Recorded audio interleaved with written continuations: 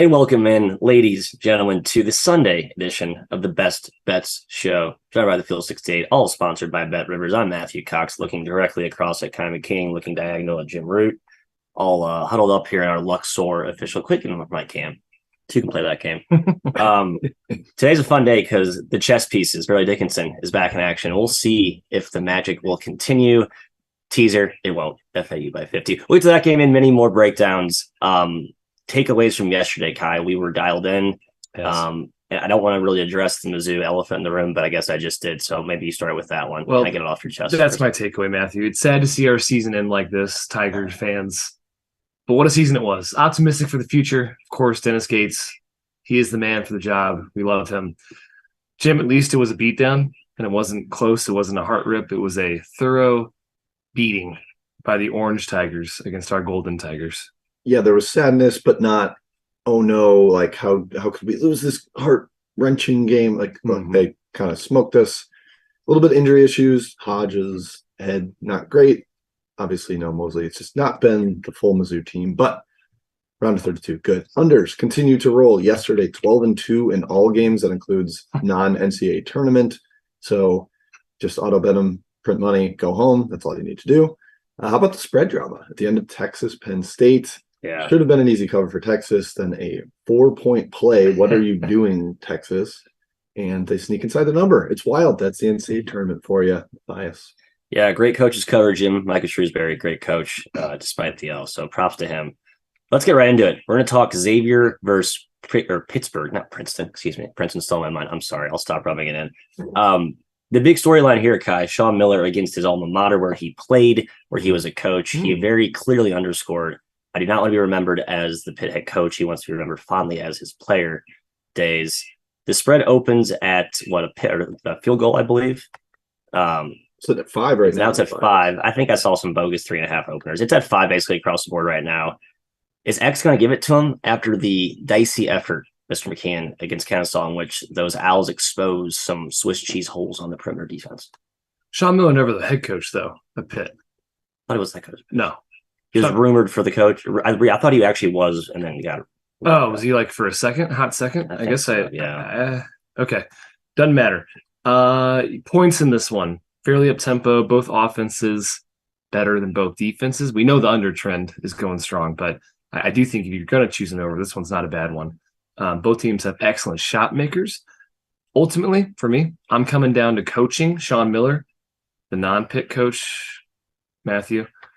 I trust him much more Pitt than assistant. Creighton. Sorry, I thought he was an intern for the Pitt assistant. I'm not sure I can take them by 5 though. That's a little bit too much delay for me. Yeah, it's too many. Yesterday or 2 days ago, Xavier's perimeter defense was horrible, letting guys drive off the bounce, getting into the lane, kickouts for Kennesaw threes. It tightened up late. Colby Jones suddenly cared about keeping Terrell Burton outside the lane, and things got really dicey for Kennesaw. But Jamarius Burton can kind of do the same sort of things. He's not as quick, but he's big-bodied. He can get into the lane, kick out to those Pitt shooters. It's a tough offense to guard because of how they space it out. And we have not been super impressed with Xavier's defense most of the season. I'm not going to recommend an over. You won't catch me doing that. Yeah. But like Kai said, it does feel over. This is at least, if you're going to bet all the unders, maybe bet this one for half a unit or something like that. They've all been bet down, so there's a ton less value on the unders. But, like I said, this one might actually have some points. Yeah. I lean Pitt at 5, man. It's been bet down 8 points. Yes, I think if you kind of feel the over vibes that we did, now is probably the right time to hop in. But I don't know, the strong momentum toward unders is probably not something that I would advise going against either at this point. We continue forth here. John Calipari, he survives, he advances, and now he gets to dance against Mr. Jerome Tang and the Purple Kittens, Mr. McKeon. Some interesting matchup dynamics here. Spread is sitting at Kentucky -2.5, -3. They took some money on the opener. Another one that's been bet down toward the under as well, down to 143.5. Your thoughts? KenPom makes us K-State -1. We saw how well the other game went yesterday when Tennessee was -3 in KenPom, and yet the market. He's cackling right now. Yeah, we didn't talk about Duke, but I can't laugh too much since my team lost. Duke stinks. I'm surprised K-State's not really getting the respect from the market. 3's a lot of points, man. This is a tough defensive team. They're going to pressure Kentucky's guards. We know they're very physical. Big 12 country is a physical league. Kentucky and Sheboygan for sure have the advantage on the glass, but their defense has been pretty so-so this year. I'm not really confident in them stopping Noel, Keontae Johnson. I like Kansas State +3, boys. That's my lean there. Yeah, we talked about, we thought Providence had decent matchups for Kentucky's guards, but I'm not sure K-State really does. But also, everybody seeing Drum Tang's offense for the first time has struggled to guard it. It's been something we've kind of been looking at as an angle. K-State's also been better at home, though. Looked at Bart Torvik's away from home rankings, Kentucky 26th, K-State 44th. That translates more to a 3-point spread than where they're currently aligned in KenPom, where they're back-to-back, and you'd think it'd be like a pick-em. I do lean K-State, Matthew, but Kentucky is dominating on the glass. Sheboy's line last game, 8 points, 25 rebounds, was ridiculous.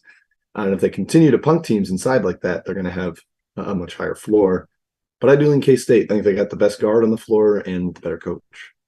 Yeah, this is definitely a Sheway over prop game for me. Not that I'm in the prop market heavily, but it seems like this is a 30 and 25 type of opportunity. 30-25. I think this is a big game. Yeah, K-State's front line's brittle, but I think K-State's offense they're strong. But they're more wingy and not as like physically imposing. But my props takes aside, I do lean toward Kentucky. I just don't want to take it up the bad number at this point.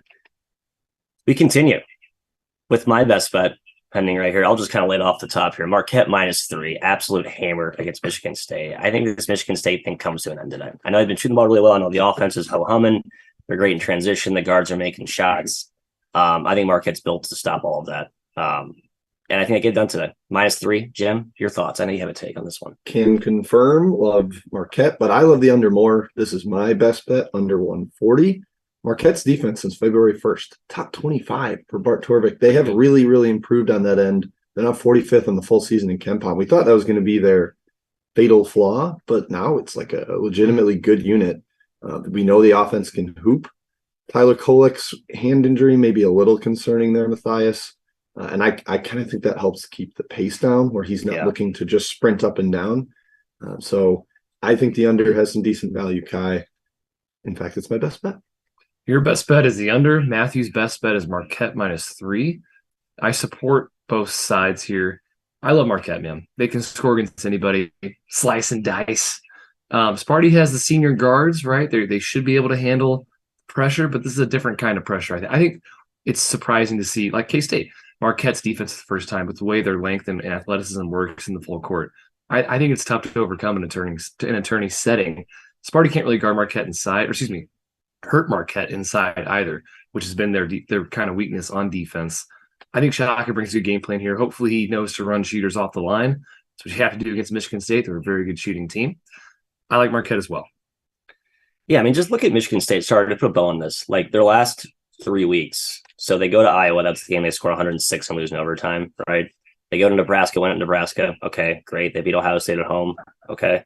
They lose to Ohio State in the Big Ten tournament, and they beat USC, who looked absolutely dreadful on Friday. I'm trying to poke some holes in what I'm saying. I would say they benefited from a bad offensive foul or shaky offensive foul call that might have swung that game. Yes. Curious how it would have played out had they good point. called it. Yeah. All right. What is next up on my chronological order here? I've lost St. Mary's. St. Mary's. God, St. Mary's. Shame on me for fading St. Mary's last game. I knew better. I've been hyping this team up all year, and sure enough, they got the better of Mike Rhodes and VCU. The Ace Baldwin injury, may have played a part, but they were in control of that game, I think, early, quietly putting to bed the concerns that emerged out of the Gonzaga loss in the WCC championship. Jim, I know you're a Gale guy. What do you think about their matchup here today with who they play? UConn. Thank you. No, I think those concerns linger, Matthew. Athleticism is a little bit their kryptonite, and we saw that happen big time against Gonzaga. Now you face like maybe the most athletic team in the country, one of the biggest front lines. I know they're really stout. They're going to battle. They're going to try to turn this into a in the mud type of game. That's why the total is so low. I still just kind of lean UConn, Kai. I think they're going to have a major edge on the offensive glass, despite how disciplined St. Mary's is. The one concern for me with UConn is I think you can tease them into bad shots. Hell yeah. And St. Mary's will force you into it. They'll run you off the three-point line. They'll let you live in the mid-range. And if UConn just keeps firing away from there, then St. Mary's is going to hang around. So lean to UConn, but this is a pretty non-confident spread take for me. This feels a lot like Gonzaga versus St. Mary's to me. Or last year, St. Mary's versus UCLA, second round. Right. This is except UConn can defend. They score almost as well as Gonzaga, but they can actually defend. I think that's kind of scary. Yale's second best defensive rebounding team in the country. They definitely box out as a team, but I think UConn finds success in the glass against anybody. There's a major athleticism edge against St. Mary's, which we've seen them struggle against those type of teams in the past. And they have that high-powered offense that Gonzaga had so much success against St. Mary's fantastic defense with. I do trust Randy Bennett a lot more than Dan Hurley. I don't even think it's close from an X's and O's standpoint, but 4 seems about right. I do lean towards UConn ultimately. Again, I just think they're a little bit too high-powered, Matthew, for St. Mary's. I like those comparisons. The UCLA one's interesting too.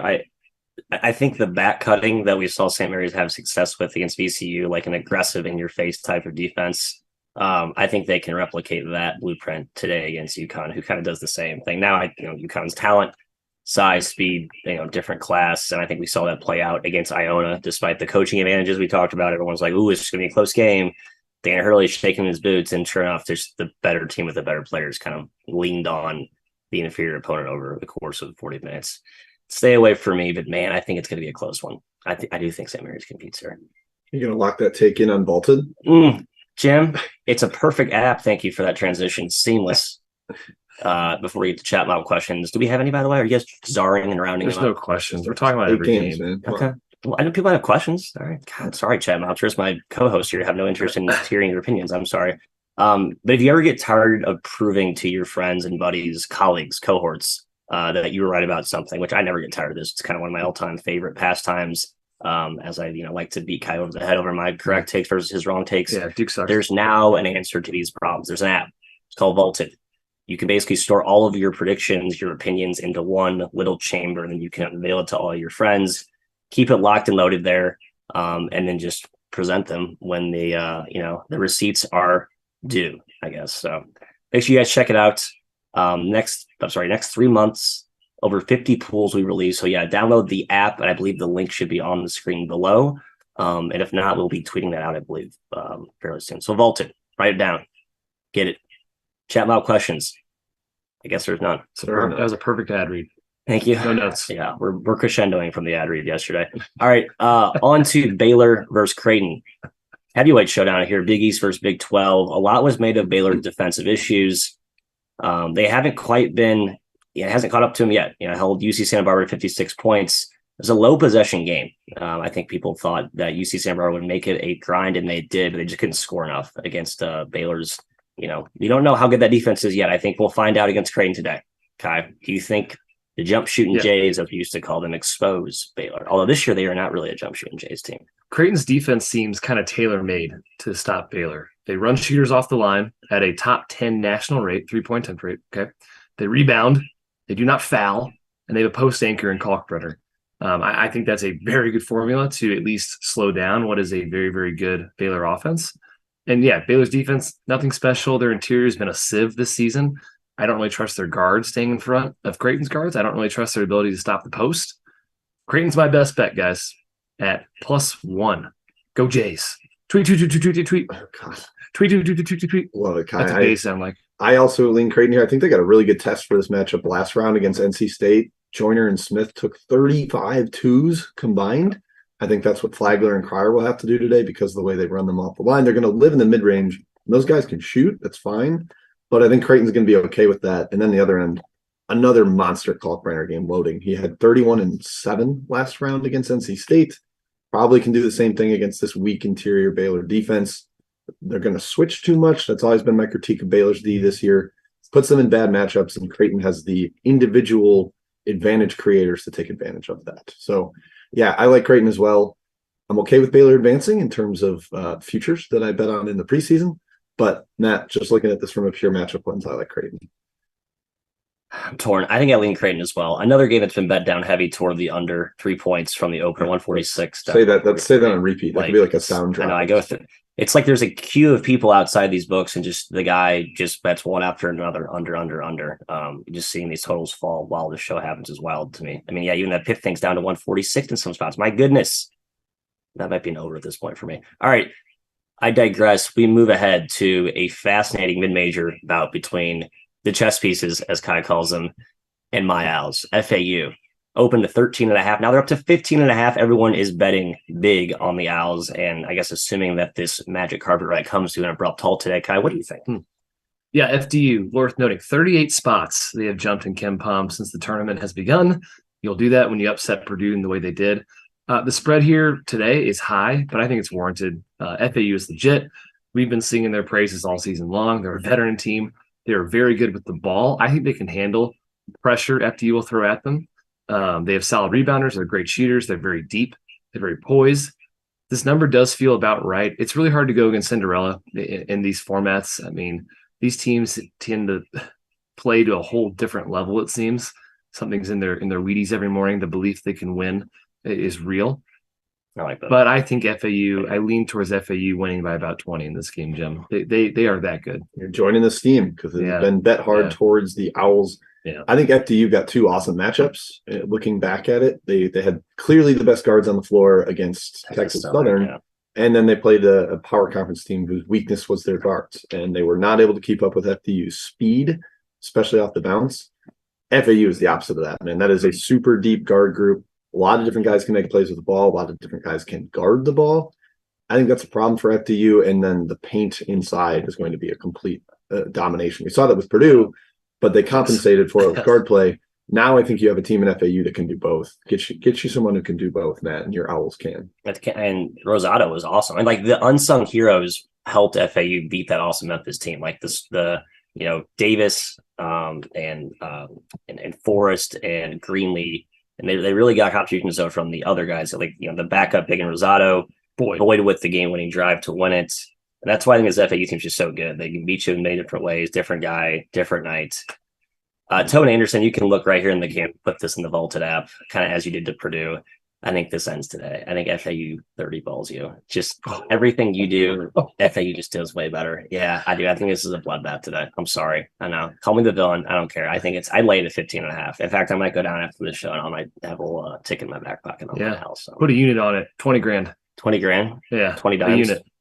That's a 10x whale play for you out there. Oh, 200. All right, nice. Yeah. So, all right, we move along to the last game of the evening. Is that correct? No, we have two more to get to now, right? Yes. My Indiana Hoosiers, the most important game in my household tonight, Kai.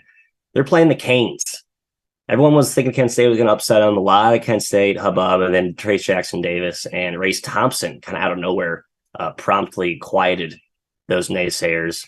Tough matchup for for IU against the U with the way they can space it and shoot it. I have some concerns here as well, but I also think this is like a complete domination at the rim. So I don't know what gives.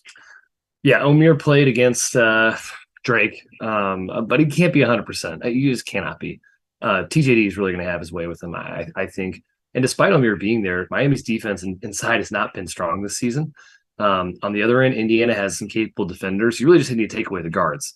Wong, Pack, Poplar. Fortunately, Poplar has really done well lately. Ooga. They are great shot makers. He got, my goodness, he was yes, they're all elite shot makers. It's always kind of tough to play those type of guys in a tournament setting because they tend to just go off, it seems, and carry teams.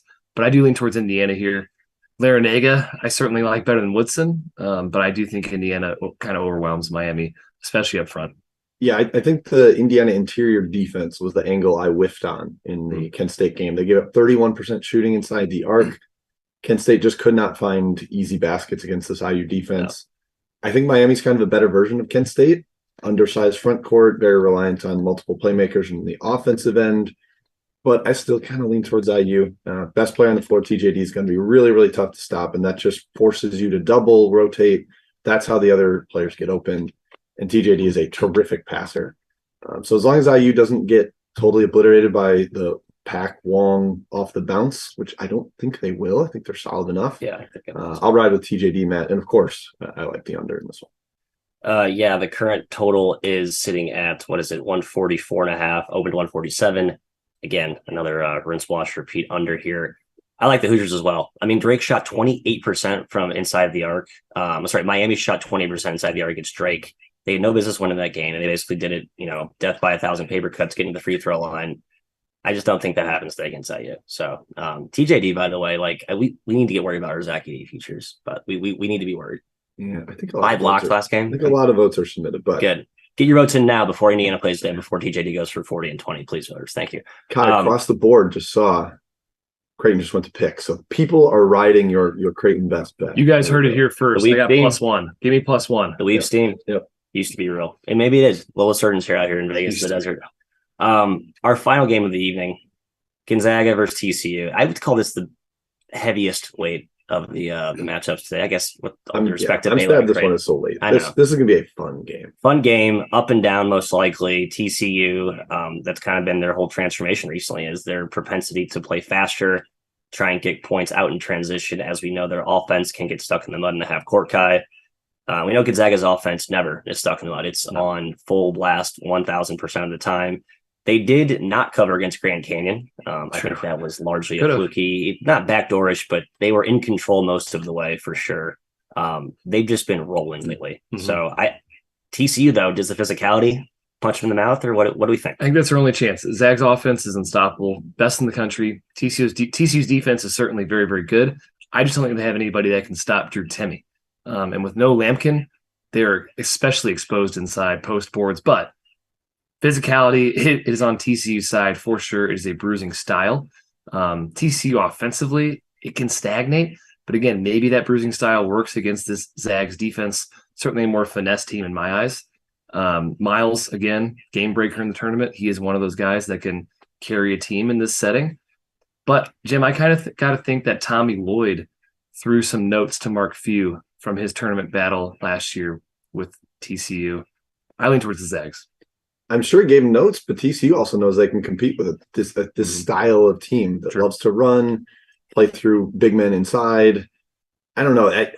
The total being bet down obviously makes sense given the trends here, but this is one where I don't think either team's going to pump the brakes at all. Like, they're both willing to run. Yeah. The fact that they have a willing dance partner should speed the game up. So again, I'm not recommending betting it over, but if you bet the under, bet it smaller, that kind of thing, or maybe just sit that one out. Yeah, TCU's been way better in transition than they have in the half court, so slowing them down makes sense. Gonzaga's not going to do that.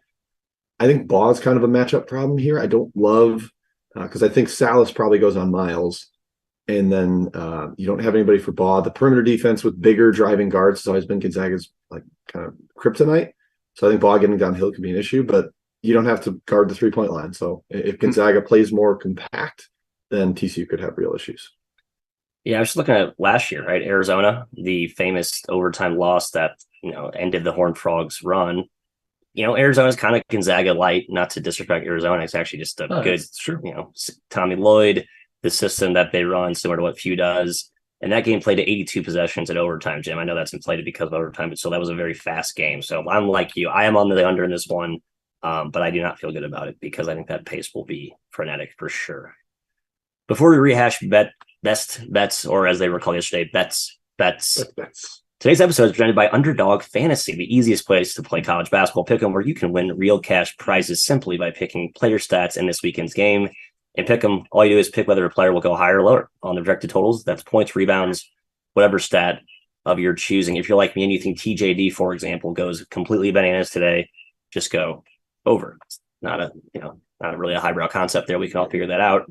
But you can win 20 times your money on a single game. You can parlay those together, roll those together in like a picks portfolio of sorts. Awesome stuff. Your Underdog's cool, slick mobile app is dummy proof. So even Glasses McGee over here can figure out how to use it.